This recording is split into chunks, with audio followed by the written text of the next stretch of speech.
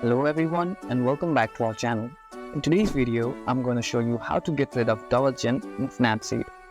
If you are new to Snapseed and you don't know how to get rid of your double chin, I'm going to show you an easy hack to do it.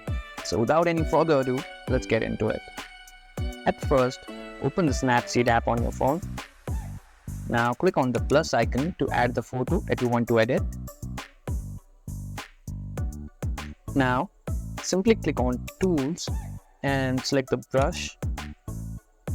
Now make sure the dodge option is +10 and brush over the area of the double chin. Now as you can see, only the brush have made so much impact on the double chin that it's hardly recognizable.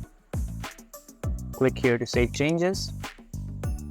Now to enhance it more, click on Tools and select the healing option. Zoom in the area of double chin and use the brush. And once you're happy with the photo, simply click here to save changes. And just like that, we can get rid of double chin in Snapseed. If you found this video helpful, don't forget to give this video a thumbs up and subscribe to our channel for more tutorials like this.